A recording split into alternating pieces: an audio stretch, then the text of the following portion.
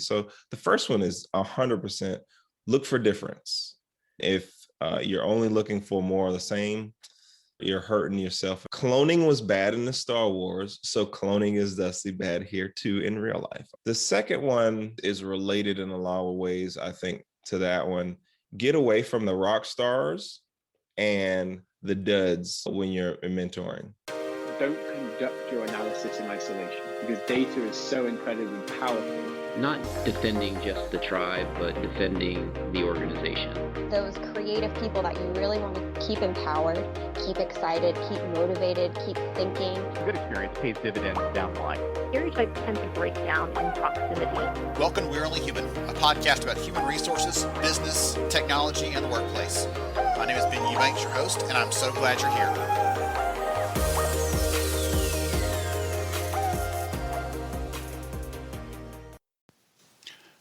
Hey everyone, it's Ben Eubanks, and I'm so glad you're here with us today. I'm looking forward to, as always, a great conversation. We're going to dive in with Chevy Cook, and we're going to talk about mentoring. We're talking about how that fits into the bigger picture of how we focus on and prioritize what our employees need from us, and it's going to be a great conversation. I love how he makes it very practical. You'll have some good visual examples of that, but he'll also have some good reminders for us of who should be the recipient of this, because it may surprise you a little bit the way that he approaches that. Thank you, as always, for joining us on the podcast. Before we dive into the conversation, here's a quick word from our sponsor. Today's episode is supported by Workplace from Meta. Everybody's talking about the metaverse these days, right? But Workplace from Meta is different. The clue is in the name. Workplace is a business communication tool. It uses features like instant messaging, video calls to help people share information on a day-to-day basis. Think Facebook, but for your company. It's part of Meta's vision for the future of work, a future in which your job isn't just something you do, but something that you truly experience, a future in which we'll feel more present, all together, connected, and productive. Start your journey into the future of work at workplace.com/future. That's workplace.com/future. Here's a behind the scenes look. He's been like calm out because he's been so busy. He's got his PhD. He started a new job. He got promoted to lieutenant colonel in the Army. So all the virtual applause he can get right now because he's been incredibly busy, and he still took time to record this to come to you and share some insights and things. So I'm so thankful for that. Welcome, sir. Good to see you again. Thanks, Ben. Thanks for having me this morning. Early morning for you. Yes. Still a little bit early for me, but I'm in the Army, so it's not really early. If there's no sun out, it's just the right time. That's how it goes at our household. Oh, goodness. Before we dive into some of the conversation, we're going to talk about mentoring. By the way, we're going to dive into those things. Dusty, you as an expert there, not only do you know about it, do you care about it, you talk about it, but you also have started a foundation that focuses on that. So let's take a minute or so and give the audience a little about who you are and what you do. All right. So as he said, I am an Army officer. I have actually 18 years in service. The vast majority of that, about 13 now, have been in the special operations community. I got the blessing for the last couple of years to get a PhD to give me some time off to go rack my brain in a school and in a classroom. So I just finished that, just moved to the DC area to work in the Pentagon. So that's my current role. And along the way, I've picked up a couple other things to do. And one of them has been co-founding the nonprofit Military Mentors. Some years ago now, we're on our 6th year, and we focus on educating, elevating, facilitating, mentoring for the military and beyond. And we could talk about those terms, but I want to focus on the end piece, the military and beyond, because people, they hear our name, Military Mentors, and they just think, oh, this is just for service members, but it's not. We like to speak to crowds of people, organizations about the lessons we've learned from crisis or in extremist level leadership and pass along those military lessons to those who aren't in the service, and vice versa, learn from industry and bring that back to places like where I work now, the Department of Defense. So that's a little bit about me, my background, and the organization. And I'd love to dive further into some things. All right, awesome. Let's start off by setting the playing field a little bit and talk about how would you define mentoring? Because people use it like they use it interchangeably with coaching, or they use it with just in general leadership. Oh, they're also a mentor for me, but they use it informally. I'd love for you to give us kind of a definition that we can rest on for what a mentor is. So there's a lot of ways this can be defined. You're absolutely right. I joke when I hear talks, when we talk about leadership, but there's a definition for leadership for every single person on the planet. And you could find the same thing in mentoring. If leadership is that overall bucket, then mentoring will, I believe, fall up under it. So there's a lot of definitions to mentoring. But one I like to fall on that I'll paraphrase is the idea of it has a couple of ideas in it that we can come back to if we need to. So mentoring is a long-term reciprocal relationship where the focus of the relationship is on the exponential growth of the mentee. So there's a couple pieces there, right? Long-term, reciprocal, and it's an asymmetric relationship. So it's focused on the learning of the mentee. Now, while the mentor will learn, the majority of the learning and the learning orientation should be toward the mentee. That's what I would go with. Okay, excellent. I had forgotten when we decided to talk about this that my mentee might be listening into this, actually, the session today. I am part of a local mentoring group this year that pairs up someone who's been in the field of HR for a long time with someone who is just has either just getting in or about to get in or just a couple of years of experience trying to expand their horizons and stuff. And so some of those kind of terms you're using there, the long-term piece, right? That's the thing extends over the course of an entire year. It's not a one-time lunch and we're done. It is very much asymmetric, lots of questions coming this way and lots of opportunity for me to share back. But at the same time, I'm getting something out of that, even if it feels for her probably that is one way. I'm getting something out of that, which is a ton of fun. I had forgotten about that until you started sharing some of those different aspects of it and what it looks like. So overall, this can feel, when you put it in those kind of terms, asymmetric, reciprocal relationships, it can feel very sciencey, very hard and tangible and specific. But I would imagine there's probably an art and a science to this. It's not just one or the other. Somewhere on that spectrum is where it falls. Can you talk about those aspects of it? Because I think, again, if someone just heard that definition and they cut off the conversation today and walked away, they'd go out there with a formula or a calculator trying to figure out how to make this mentoring relationship work. And I feel like that would be a miss. So talk about some of the other dynamics in those relationships. Okay. So some more of the science to think about is that we'll talk about the art a little, that will lead us into the art is there's 40, 50 years of research out there. Is a lot of it centers around Kathy Cram's work in the 80s. She has a book called Mentoring at Work, and she's, if you would, the matriarch of mentorship. She's a Boston University professor, and her seminal work is on organizational level mentoring. So what it looks like to mentor people in a professional space. And one of the important things about the science is she talks about breaking out two functions. So the career function and the psychosocial function of mentoring. You would start most relationships, especially in the professional realm, they start in the career side of things, where it's what you think it is. It's the functions around advocating for a person, sponsoring them, getting them to where they need to be talking about things that are in the career field and advocating.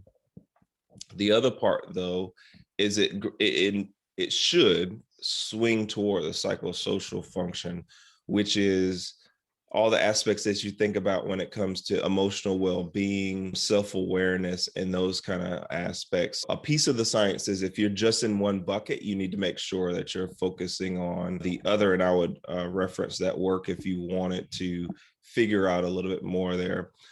But the psychosocial function starts talking about the art in a way. If you really think about it, there's a feel to it, right? I need time to get ready and get used to being around people and get used to how I interact with people, how I interact with my mentees, how I tell stories, how I use emotional intelligence, how I relate to people. That's on the art side, right? You can read all of Kathy Cram's work. You can have there's books by Wendy Axelrod and all kinds of other things about mentoring. And some of them are very step oriented. Do this first, and then you got to go through these phases or these 10 steps. But if you can never sit down with a person, have a cup of coffee, some tea, beer, whatever maybe you're choosing, and just chew the fat, if you will, understand how to, I don't know, just love on somebody and want them to grow, then you'll miss the boat in many ways. And the art involves a lot of things like story. How do you tell your own story? How you can help somebody build their story or understand their story if you don't even know your own? A lot of the art is around purpose too. It's hard to help somebody else find their purpose, different than passion. We can maybe talk about that too. If you don't know your own purpose, like that's for me, the art side of it. And there's something about the art to me that's very different than the science. One thing I learned earning a PhD is I don't know everything. Right? You can get really deep in one topic, but you find out how much you really don't know, even about that one topic. So the science will take time, but you can get it. You can reference it. You can go to it. The art, however, you simply need time. There's no such thing as, oh, I got this thing down in 2 weeks or six months. The art takes time with interacting with others and building others up, and over time figuring out from a lot of different lenses what it means to interact with people of different backgrounds, cultures, career fields. You know what it looks like to really try to invest in another person and pour your all into them. So that takes time for sure. We'll be right back to We're Only Human in just a moment. Workplace is a business communication tool from Meta. Think Facebook, but for your company. It's part of Meta's vision for the future of work, a future in which we all feel more present, connected, and productive every day. Start your journey into the future of work at workplace.com/future. That's workplace.com/future. And now, back to our conversation with Chevy Cook. I think there's a parallel there between knowing something about a subject matter area, which you said, right? One of my favorite quotes, Neil deGrasse Tyson says, as the area of my knowledge grows, so does the perimeter of my ignorance, right? The more you realize, wow, I don't know very much. And so I think that matters for a subject area, but it also matters in the people side, the art side of that relationship with someone else. The more you get to know them, you're like, oh, wow, there was this whole other facet that I had no idea. Maybe Chevy is secretly a closet sculptor or something like that. I just didn't know until we spent some more time together. Yeah. And I don't know if that's it necessarily, but anyway, but you start finding out those things. I think that's a great parallel there, because the more time you spend, it is really an investment. It does not the thing you can casually fly by and develop this deep, meaningful relationship that matters, right? That actually leads to growth of someone else, that leads to support that someone needs, all those kinds of things you're looking for in that relationship. It's not a flyby, it's not a happenstance kind of thing, right? Yes. And I like to when I talk about both the art and the science, I like to make use a metaphor with it. And the metaphor is gardening, right? Like I grew up in South Carolina. We had a dirt basketball court that today is a garden.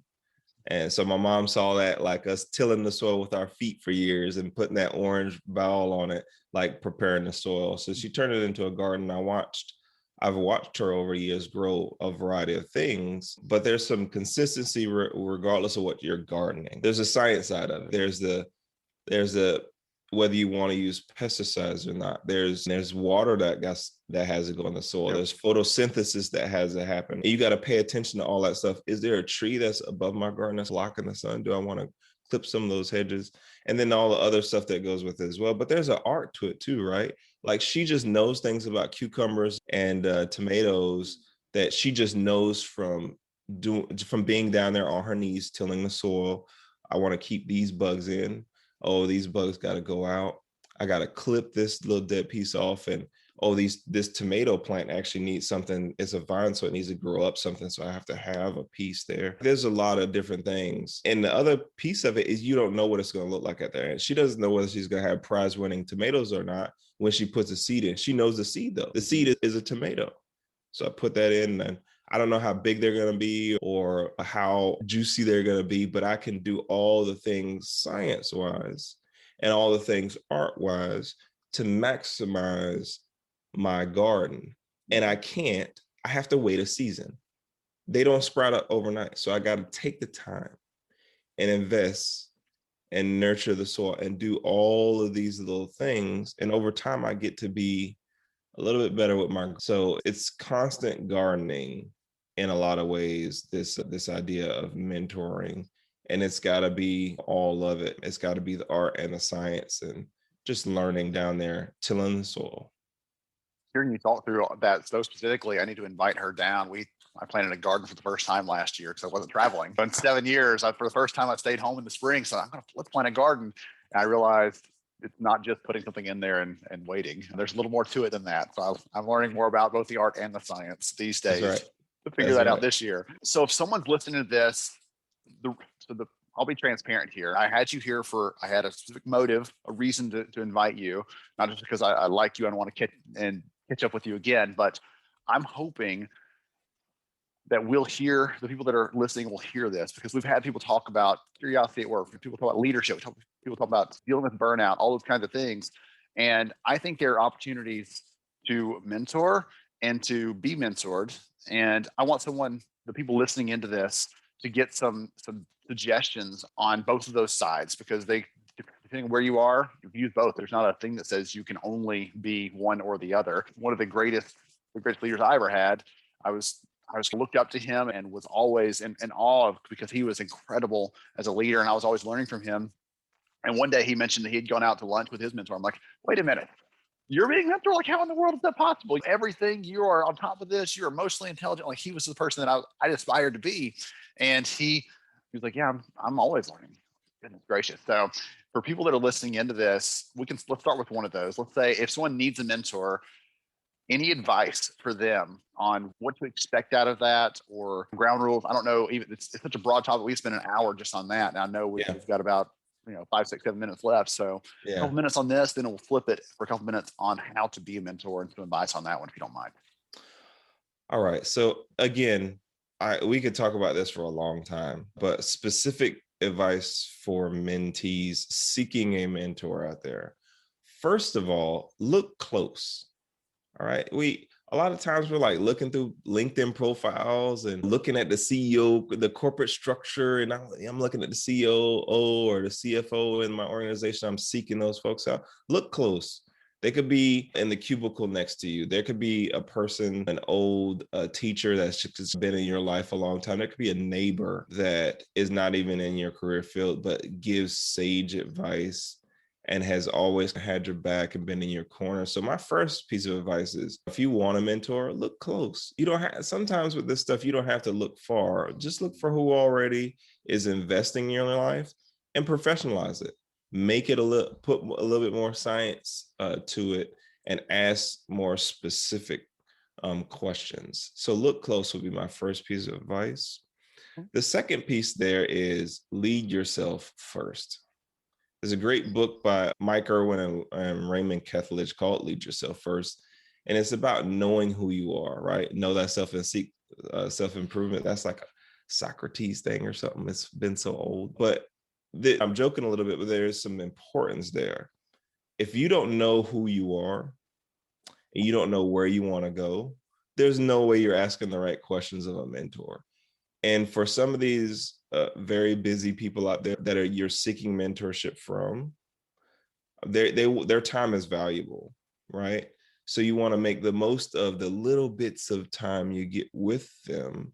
And the way to maximize that is knowing what questions to ask, knowing where you're going. What's the Stephen quote? He's one of his 7, Stephen Covey, begin with the end in mind. Yes.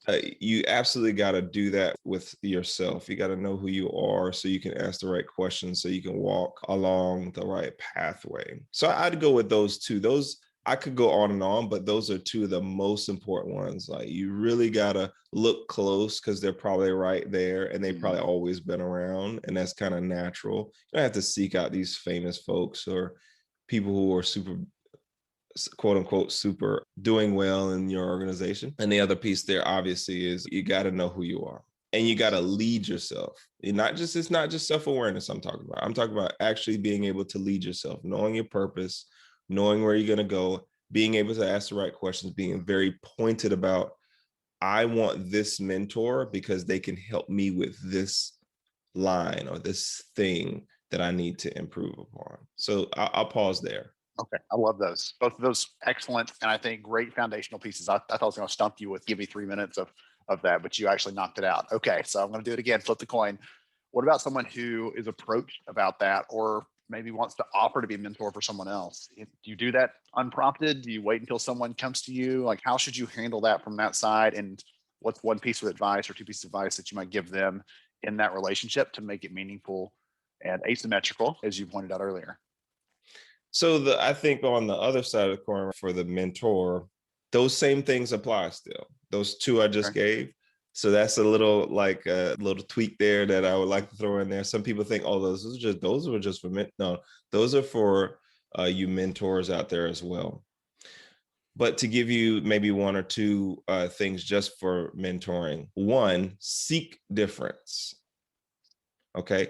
If you are only mentoring the folks who look like you, who are in your career field, who are gonna be you in the future, I think you're doing yourself and them, and in the grand scheme of things, our society, a disservice. And I want to punch on this point a little bit hard, okay? Good. Cloning was bad in the Star Wars, so cloning is thusly bad here too in real life, all right? So the one of the issues or challenges in the mentoring realm is that we gravitate toward those that are like us, and then we're like, oh man, this young starter down there in HR I want to really pull him up. Man, we got so much in common, et cetera, et cetera, et cetera. And then you're looking out for someone who looks like you, who is acting like you, who you're just building them up to be who you are, as opposed to seeking out maybe a person of a different gender, culture, background, or expertise that actually could learn a lot from you. Remember, this thing is asymmetrical. While reciprocal, the way you get the most out of making it asymmetric and really making somebody blossom is by finding somebody who doesn't have your experiences or your background that can leverage those experiences. What if someone was from a completely different area of your work, a completely different area of the country, and was maybe a minority, a female in an all-male organization, or a person with my skin tone in a really Caucasian organization who just really needs the spotlight to be shown on them, or really needs your experience to really grow to be where they need to be, or have the opportunity to possibly be where they need to be. So the first one is 100% look for difference. And if you're only looking for more of the same, you're hurting yourself and a lot of us. The second one is related in a lot of ways, I think, to that one. And it's get away from the rock stars and the duds when you're mentoring, okay? Of course, duds need mentorship. The people that are really struggling need to be lifted up. However, more often than not, they're gonna crush your time. I'm not saying don't mentor them. I'm just saying know upfront, that's gonna be a real time sink. But there's tons of people that focus on the duds because, man, they need our help. There's tons of people who focus on the studs, right? The people who are crushing work, are going to be a CEO, CFO, or some other type of leader one day. Man, look for those people in the middle. If you really want to be a good mentor, find the people in the middle. Find the people who are if they just got a little bit of help or had some advice from somebody in your position and understood what it took to get to the next level, we could really transform our organizations. We focus, especially in the military, as to use a military example, the people who are getting in trouble, getting DUIs, or we want to kick out a service, man, we spend a lot of time on that bottom 10%. Or the people who are going to be a general one day, that top 10%, we really focus hard there too, because we want to make sure they're getting all the right jobs and stuff, man. Think about that 80% in the middle. Think about how important it is to reach out to those people and bring them up. So my two pieces of advice are, one, look for difference, mentor across difference. And two, what are you doing about the 80%? If you're going to really transform your organization, your life, find the people in the middle. Stop looking for rock stars or studs and duds alone. I love both of those. And I'm so glad you brought look for difference in there, because I'm layering these in my head, all the different look close, speak a difference, like those kinds of things. That doesn't require some big fancy model. That doesn't require you to memorize any sort of mentoring acronyms or anything else. It's just look for these 2 or 3 filters and go and be kind to somebody. You used the word love earlier, right? Go love on somebody.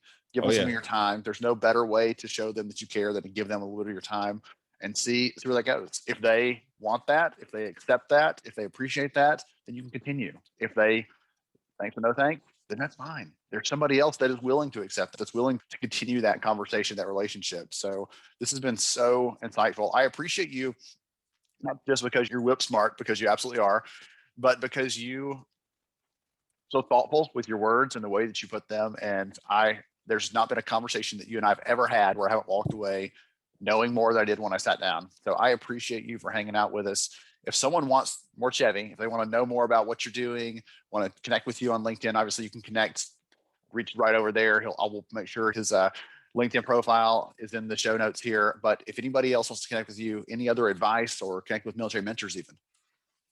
Yeah, I'm sure he'll have the stuff in the show notes for my contact information. But the interesting thing is I'm the only Chaveso cook on the planet. So if you can spell my name and look me up on Google, that's me. And you can find a number of resources there. You can find maybe other podcasts and publications and things like that. So you can just ready-made grab the resources. You can find us on Military Mentors, all one word. We don't spell it a funky way. It's just militarymentors.org. Thank you again, sir. I appreciate you for what you've done. Congratulations again on all of your amazing success, continued good work in the space. Thank you so much for joining me on the show today. I'm honored to have you as a listener. If you enjoyed this episode, please take 10 seconds to rate it at iTunes, Stitcher, or wherever you listen to your podcast. Also, if you know a friend that could benefit from today's conversation, please pass it their way. After all, a rising tide lifts all ships. To see show notes, sponsor information, and our full show archives, visit onlyhumanshow.com.